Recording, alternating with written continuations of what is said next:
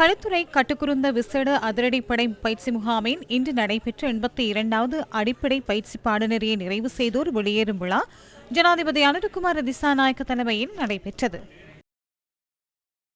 අපි අපේ රටේ දේශපාලන අධිකාරිය සුබවාදී දිශාවට පරිවර්තනය කොට තිබෙනවා. දේශපාලන අධිකාරියේ පමණක් ඇතිවන වෙනස රටට සම්පූර්ණ ජයග්‍රහණය ගැනීමට அதற்காக பல துறைகள் சாதகமான திசையை நோக்கி நகர்த்தப்பட வேண்டும். அந்த புதிய மாற்றங்கள் விரைவாக ஏற்படுத்தப்பட வேண்டும். நாட்டின் சட்டவாட்சி பாதுகாக்கும் முக்கிய பொறுப்பு போலீஸ் திணைக்களத்திற்கு வழங்கப்பட்டுள்ளது. அதில் நீங்களே வேலை செய்கிறீர்கள். உங்களின் சாதகமான செயற்பாடுகள் நமக்கு அவசியமாகின்றது.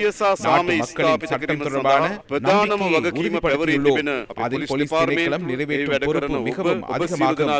அதற்கான பாராட்டுகளை வழங்க வேண்டும்.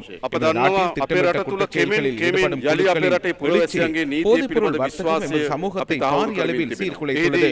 அதிலிருந்து எமது நாட்டை பாதுகாக்க வேண்டும். எமது நாட்டில் உள்ள எந்த ஒரு தாயின் பிள்ளையும் அந்த அழிவுக்கு செல்வதற்கு இடமளிக்க கூடாது. அண்மையில் திட்டமிட்ட குற்றச்செயல்களில் ஈடுபடும் குழுக்களையும் போதைப்பொருளை அளிக்கும் செயற்பாட்டை முன்னெடுத்த சந்தர்ப்பத்திலும் உங்களின் சிரேஷ்ட தலைவர்கள் பாரிய பொறுப்பை நிறைவேற்றினார்கள் என்பதை நீங்கள் அறிவீர்கள்.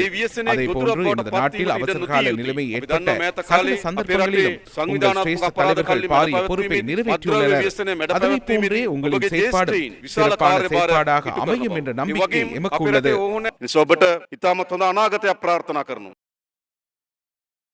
இந்த அணிவகுப்பில் 118 உப போலீஸ் பரிசோதகர்கள் மற்றும் 231 போலீஸ் கான்ஸ்டபிள்கள் தங்கள் அடிப்படை பயிற்சியை வெற்றிகரமாக நிறைவு செய்து வெளியேறினர்.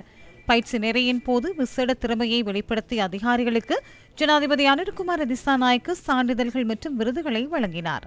பயிற்சி பெற்று வெளியேறும் நிகழ்வில் கலந்து கொண்ட ஜனாதிபதி அனுரகுமார திசாநாயக்கவுக்கு நினைவு பரிசு ஒன்றும் வழங்கப்பட்டது.